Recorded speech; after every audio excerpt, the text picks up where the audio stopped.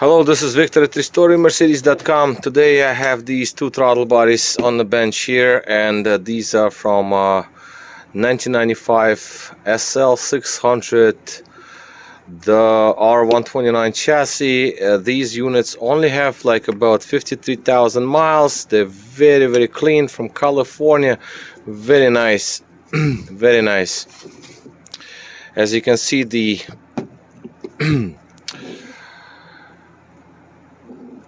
actual carbon deposits are very minimal, so we have no problems there. And also the cases do not have much of the oxidation, so just a quick wash, they will be just perfectly fine. And also these units, they actually are operational. They're not bad. They're not we have no problems with the ASR. It's just that these units need to be done preventively before we have problems, right? So first thing I see is that the driver's side is fine, but the passenger side is not fine, because I have this retainer that was removed. I don't know what happened here. It's just that the retainer is all bent out, and the wires themselves, like the seal, is all loose. All right, that's one thing that I need to deal with. Obviously clean these up, and let's take a look at the wires, what the wires look like inside these looms. And like I said, these are low mileage units, but you already see the wires are disintegrating, they're falling apart. That is the reason why these units would have been nice to be done now before they cause more problems. So on the other side, I made another incision here, and once I made an incision, you can clearly see this is just one of the wires that you see. It's just like disintegrating, and insulation is falling apart. So it's a great idea to do them now before other problems arise, and that's what I'm going to do.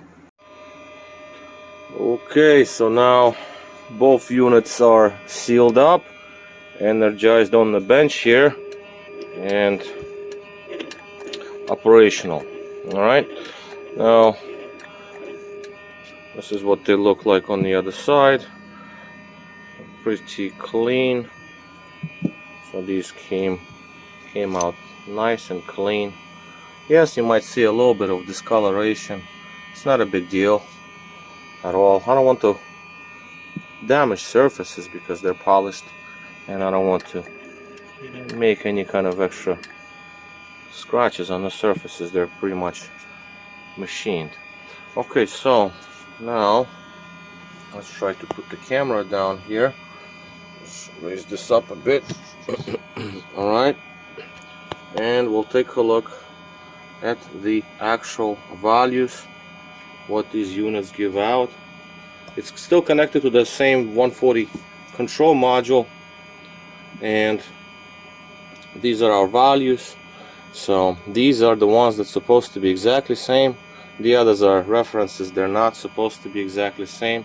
That's perfectly fine. So obviously this is our idle situation, idle speed. And when we open these throttles wide open, now again, this is just the bench test on the vehicle. Units will open fully. Some models will not, but most control modules will allow you to open them fully. But because this module sits here as a standalone unit, it only allows me to open throttle bodies at a certain angle, about half opening to be exact, 45 degrees or so. But that's just like, it's always been like that, so it's not, you know, it doesn't bother. It's a good test, and that's plenty to test the operation on these units. Well, obviously bench test is not completed yet. They have to sit on the bench for about at least 12 hours and then double check. But right now we can at least see the actual values.